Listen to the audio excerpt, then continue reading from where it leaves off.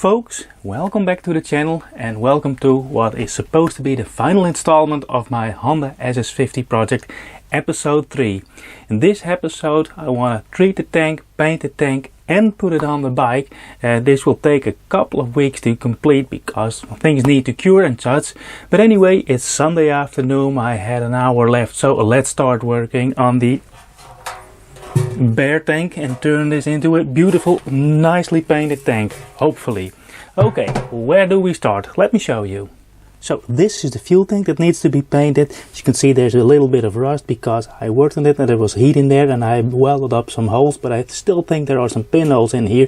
There was a very sharp dent in here and it was starting to rust from the inside, so the material was really badly folded in there. Been able to pull it out, and I would just want to make sure that this tank will not leak at that point because it was already starting to leak under the filler over there actually.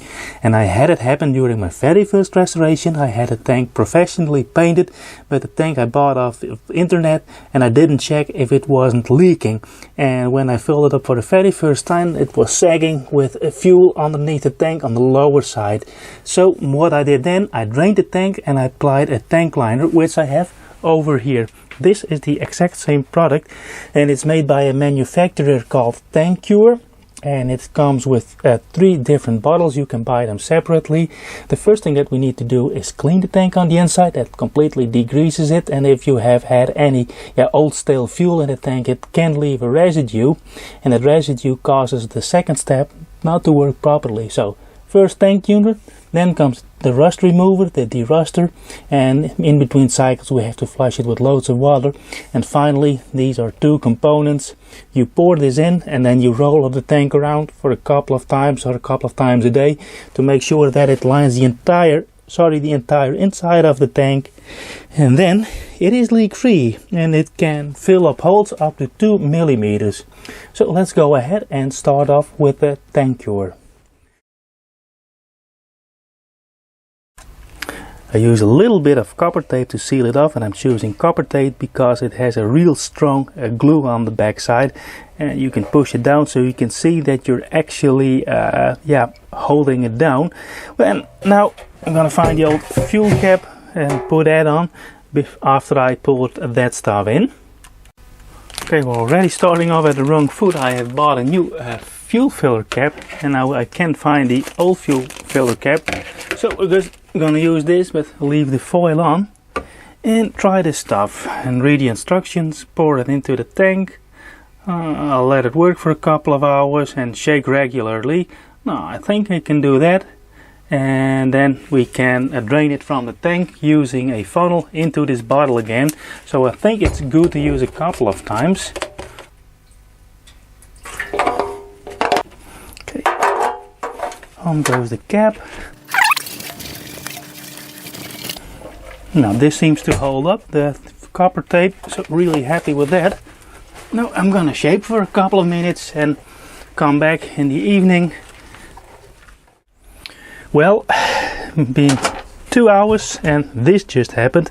Apparently in this section over here is another little pinhole that I didn't know of. Also, I've been welding on here, so I myself may be the cause of that. Anyway, this is what I've been able to retrieve from the tank. It's about 1/3 from half a liter of this fluid.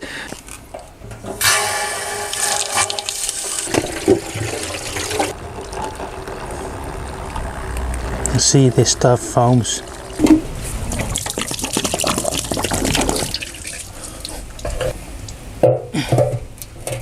Yeah, that doesn't hold. The glue is completely dissolved. And now it can rest in the sun and hopefully it will dry.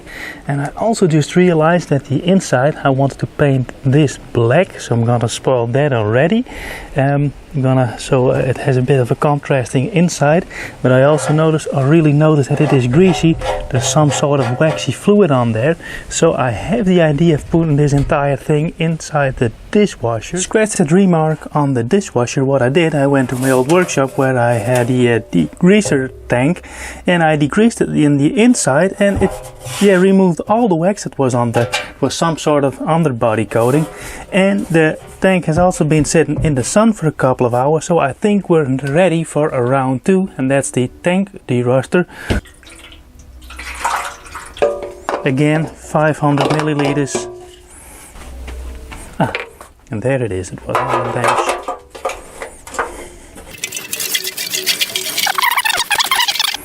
Shake tank regularly and then remove the fluid and rinse with water. Okay folks, it is take 2. I reapplied this rust remover. Reason being, you have to flush it afterwards with water, and I did it yesterday evening, let it sit overnight, and then the tank was full with flash rust, so I wanted to remove that. And I did it again, and this is a generic rust remover. It's basically, it smells at least the same like this stuff. It's a rust buster. So if you rinse it off, then you have to immediately dry the tank. I'm using compressed air, and I think I'll use my hot air gun to dry the tank, to warm it up, so to get all the water vapor out of it. Anyway, drain all of this out of the tank. That's, well, quite a bit out. I've used it 2 times, and as you can see how much I get back into this bottle.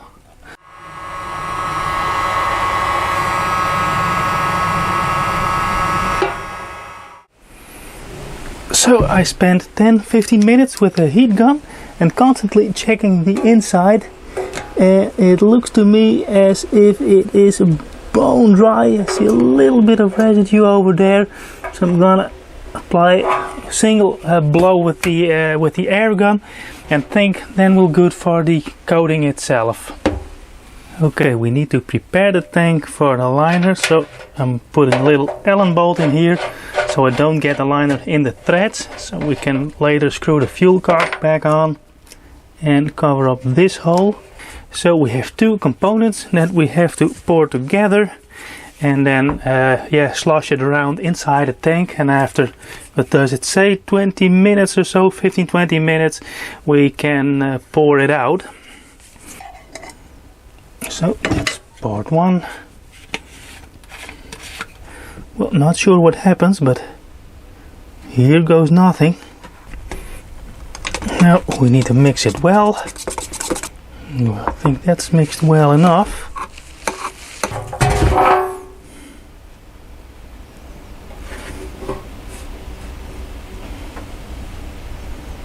Everything in.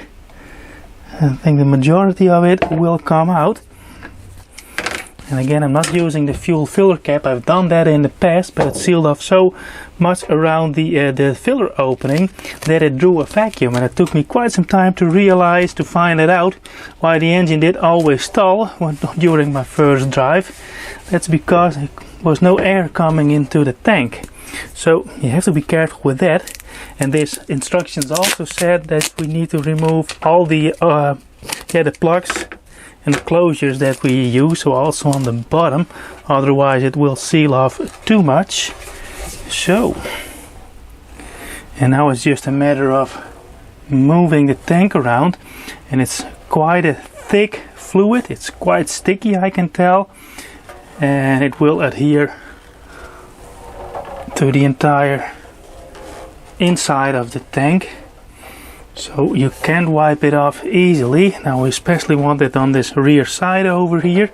I'm gonna keep it on that side for a while.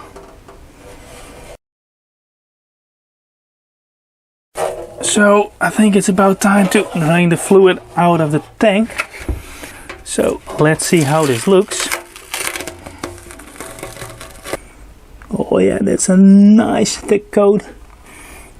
Well, everywhere I see. So far not so bad.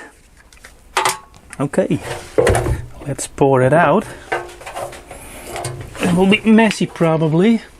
Just let it sit like this for a couple of minutes. New clean worktop. I cleaned the entire shed, and here is the fuel tank. The liner is curing. It's now dry to the touch, but as said, it takes about 7 days before we can fill it with fuel. That should give me plenty of time to treat and paint the tank. Now my biggest worry that is this area over here. It's rusty because it got hot during welding and such. There is some residual paint on there which is real hard to get off, but now I don't want to touch the tank anymore with paint strapper or anything.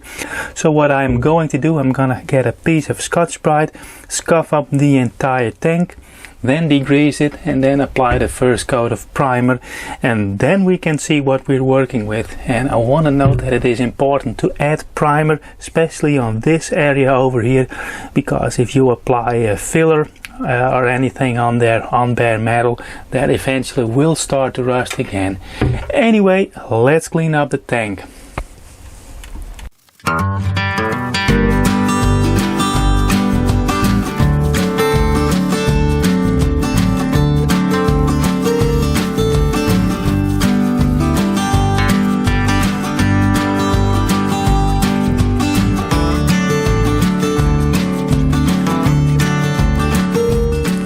Just gonna use ordinary painter's tape to do that, and I want to have this upper edge. I want to keep that bare metal.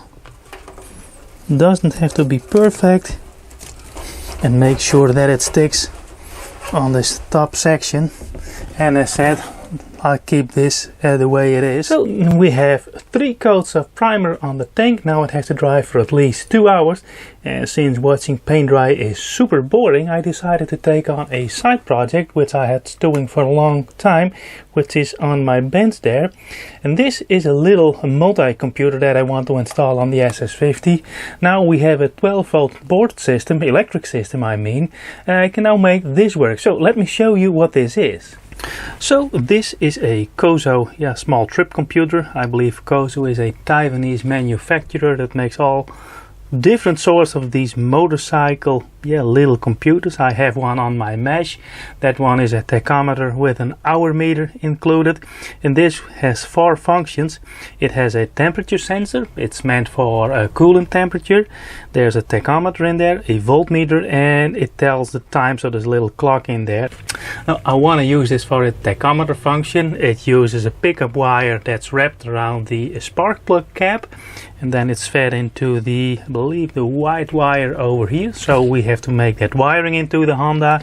And also there is this temperature sensor, and it looks a little bit odd. Normally a temperature sensor looks something like this. It screws into one of the coolant jackets. Now this one is from my Lexus. So there's a little thermistor in here, and on this copper plate, and I'm not sure how it is intended to install it, but since the Honda is an air-cooled engine, I want to use this as an oil temperature sensor, and it has wide enough range. I do have a temperature sensor on my mesh, and normally on real hot weather the oil temperature gets up to 90 degrees, and this can measure up to 120 degrees, so that is plenty for the Honda. Well, it's out. It took 2 taps with a hammer.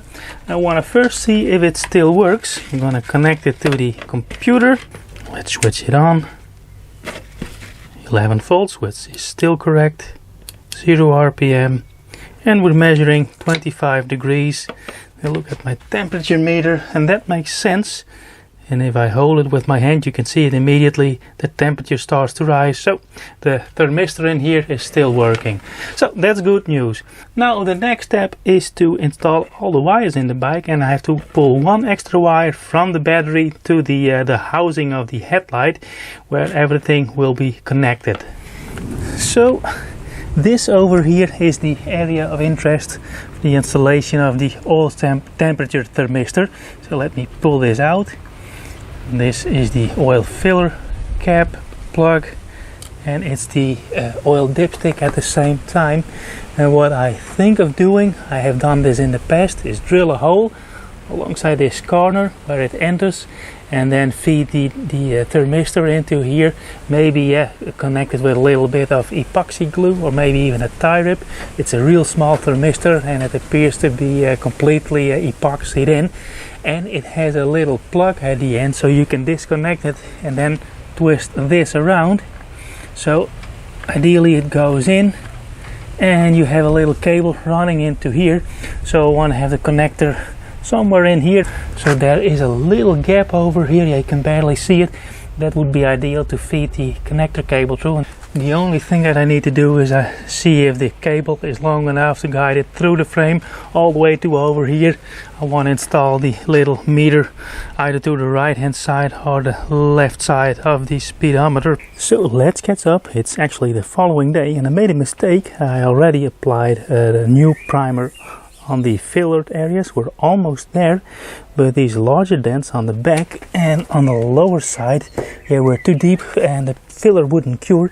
So I got a 2K filler. This is aluminum in there, so it's now hardening. It takes some time to set. So while that is drying, let's look at the rest of the project. It's a bit cramped, but anyway, guided the cable through. Here is a power line coming from the battery. Made a small adapter cable for this, and also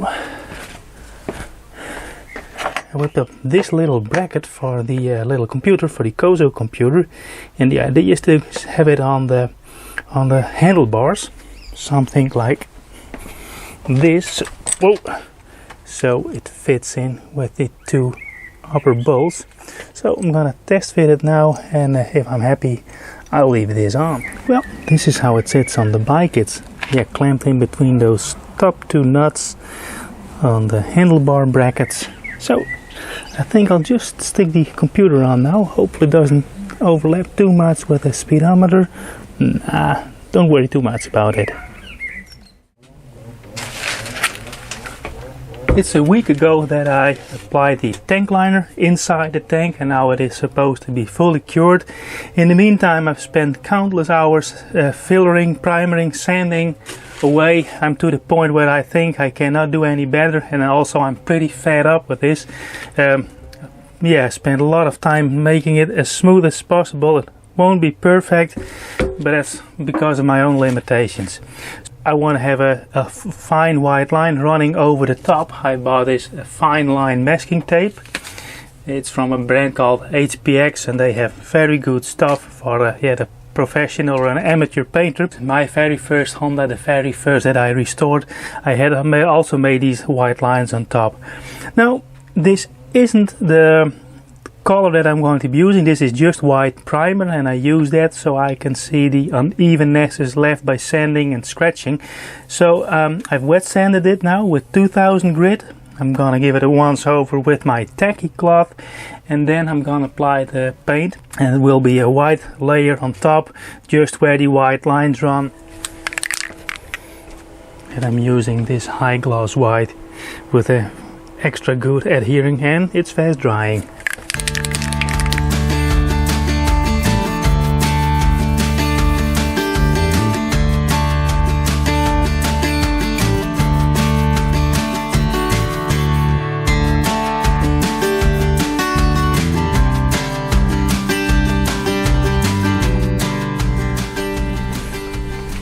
So it looks this layer has dried up nicely. I can see a minor flaw in there, but I stop looking for minor flaws, otherwise I get crazy.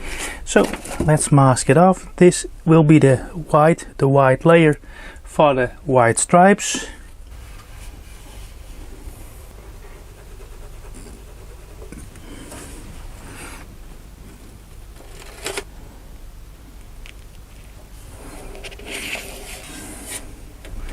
And they're now covered up. Now basically I'm still contemplating whether or not I should add a little black border. And for that I need to paint something a bit black.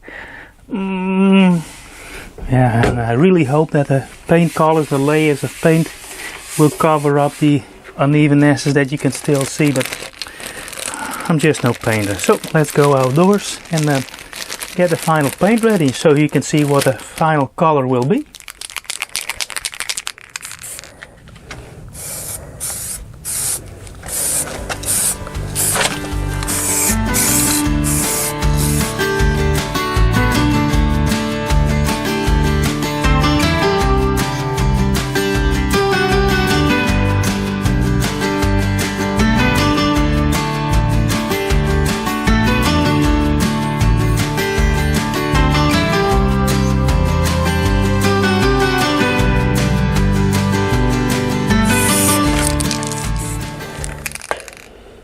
So let's get it inside. Well folks, it's a warm day. Let me see, you have a conversion. It's 92 Fahrenheit, 33 Celsius, and here is the tank. I'm happy with the end result. It's far from perfect, but I figured I can keep on sanding and painting it away, but it will always be flawed. So I'm showing you this side because that side is the nicest. On the other side, I'm not sure if it shows well on camera. There are some runs in the clear coat, but that's something that I can buff out. So what I want to do next, it is almost completely cured, but I want to turn it over and install the fuel cock on here. That's a simple task which I'll do off camera, and after that we can install it on the bike. I'm curious to see how this works with the grey paint of the frame. This is always somewhat nerve-wracking, especially with this very soft paint that I have on. And there it's in. Okay. Doesn't look too bad with the color combination. So let's put the seat on. So I have to eyeball this a little bit.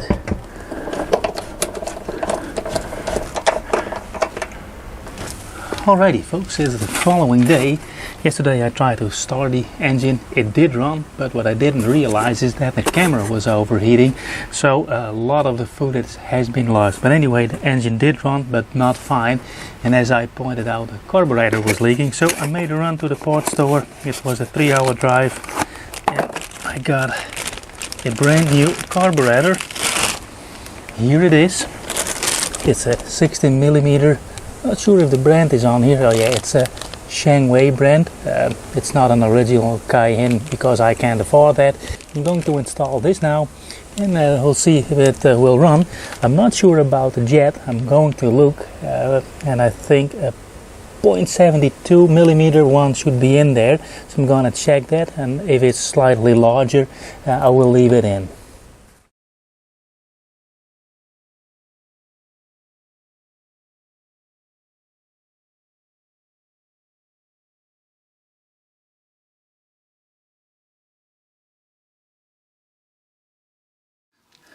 Sorry, I noticed that the audio wasn't working properly. So here's the spark plug, and you look at the tip. There's a little bit of soot around this edge. Looking at this very tip with the outer electrode, and that has a nice color. It isn't white, it isn't black. It's a mocha color, and that is what you want to see. So let's put a spark plug back in. A little bit of copper grease on there so it doesn't seize. And tight is tight. Okay, the oil stopped dripping, and you cross washer on there.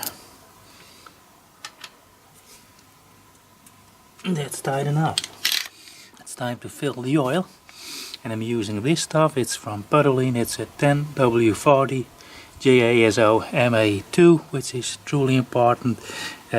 This tells me that it's suitable for a wet clutch. If you use a generic automotive oil like you put in cars, the clutch will not work properly.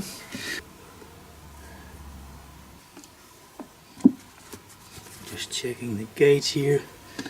So there's 0.8 in according to the bottle. And now when you're gonna check the oil, get the camera a bit more up close. So what you do, you don't turn this dipstick in. What you do, you put it on its side and don't turn it in. And now read the oil level. Well, that's plenty, so that is good. This can go back in.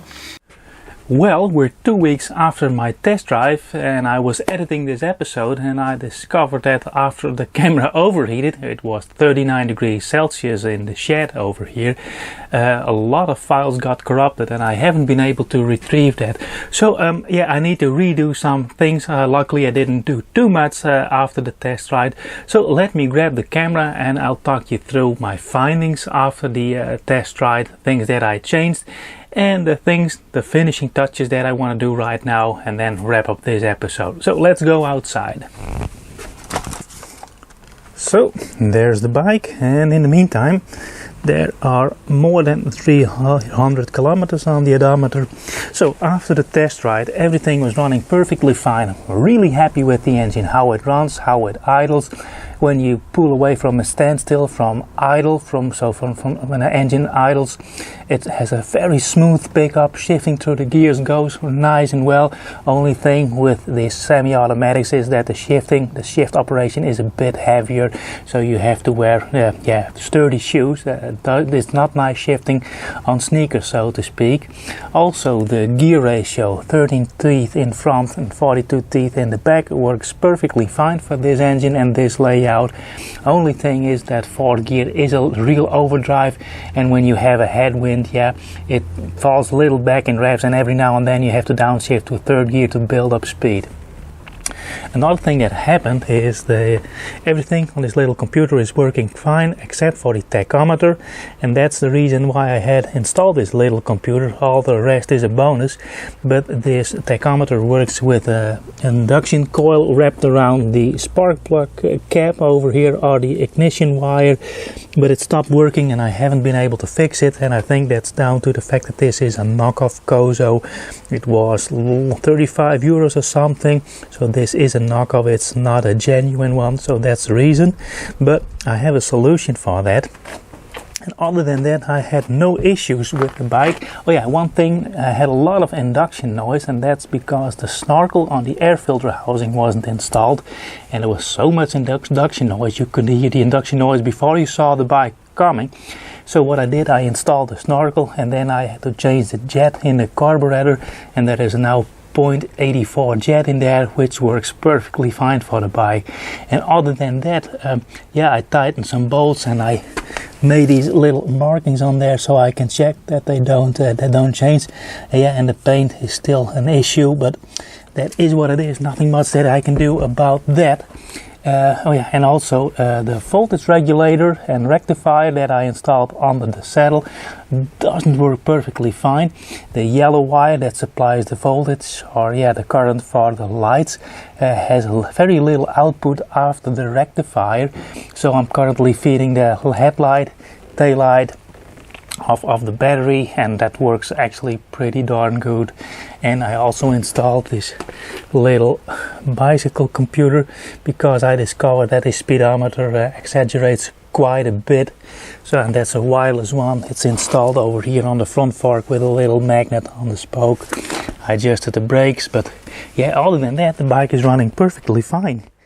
But I wanted to have a tachometer on the bike so I can teach her son that he doesn't have to shift at certain speeds, but he has to observe the engine speed. So it's nice to know the engine revs and where the power band of the bike is. So I bought this little electronic tachometer for 26.5 euros. I bought this one. It's electronic. And unlike the Kozo instruments, it doesn't run off the induction of the spark plug wire or spark plug cap, but it has a pickup from the CDI unit. So it runs from the pulses coming from the CDI unit directly. So that's a much more reliable signal. But also I want to keep the little knockoff Kozo computer because I like the fact that it has a temperature gauge, and I want to use it as an oil temperature gauge. And I shot some footage of that little sensor that was on there, and in the meantime I made a sensor of my own, or a construction of my own. So this is the oil filler plug slash dipstick. This is from an original Honda. The Lifan engine has exactly the same thing. And what I did, I took the oil filler plug from the mesh, which is this one, and I made this little aluminium tube. It's a 6mm tube on there, and in this point stainless steel is the thermistor that came with the Kozo instrument. And I made it into here, so I have epoxy glue on here. I want to cover this up with a little bit of heat shrink. It's glued inside here in the plug itself, and now you can twist it in, and then after I soldered the connector on, it's connected to the little computer on the handlebars. So anyway, we're gonna add more gauges, which is always good. So let's start off with the oil thermometer. So this is how it sits at the moment. I was hoping that this exit hole would be on this side, but anyway, There's the wire running. There's the computer. So let's power up the bike. And right away we have a temperature reading, and this makes complete sense. Beforehand I had set a temperature warning so it can start flashing when certain temperature is reached. I had a temperature warning set to 95 degrees, which is critical for the oil in these engines. These little air-cooled engines, anything over 90 degrees means that the engine is running hot. So that's working, and it's working really nice, and I really hope, if I can get the glare out, that it will stay working, so I'll keep you updated on that. Now, the last thing I want to do is install the tachometer, and I want to start off by finding the right spot for that, and I'm going to do that off camera. Well, we're about 6 hours later, and this is the end result. I located it on the left hand side of the speedometer because I have no cables and wires running like I have over here, and I made up this little bracket. Hope it shows well on camera, and a lot of extra wires, so I had to pull one wire coming from the CDI unit to there, and I tapped off the power and grounds in the headlight here. I daisy chained a whole bunch of power and grounds together there. It barely fits in here, and also the fitment isn't really nice. But anyway, I'm gonna show you how this works, and I'm gonna show you the illumination, which is pretty nice, I think. Also the oil temperature gauge is working nice, and I washed the bike, and as you can see in this little corner over here, there is a little drop of water. So this isn't a genuine Kozo, that would be completely watertight, so I hope this dries. And there's the tachometer. It's lagging a little bit.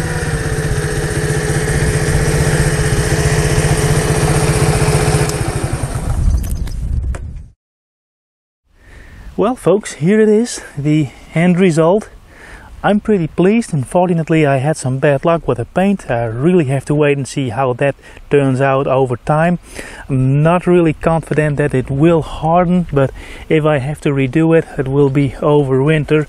And well, anyway, we'll wait and see.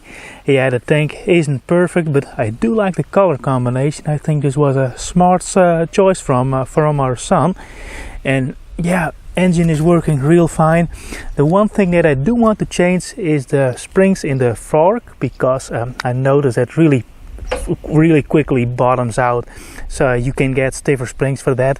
I think for a normal European person these springs were way too soft. Springs in the back, the original Honda SS50 springs, are working real nice. I'm happy with that.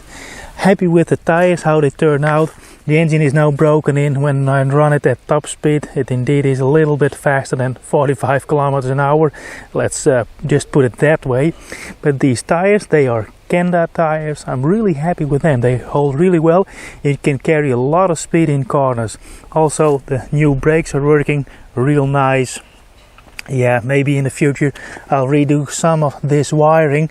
I had planned to, when I made a wiring loom, to make it to prepare it for the extra instruments I wanted to put on, but yeah, that didn't turn out great. Oh yeah, and one thing I want to show you is the illumination of the meters. I'm going to go inside and I'll show you. So I parked the bike inside, so let's see. Oh, there's a cable in the way, what the illumination looks like.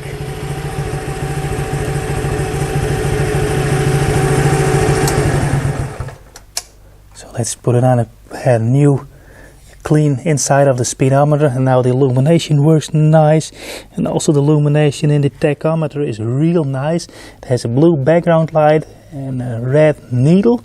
Now, as I said, this tachometer isn't super precise. It's lagging a little bit. I'm not sure how accurate it really is, but it gives a good indication for the shift points. And so you have some reference on where the power band of the little motor is, and that's in between 3000 and 6000 RPM.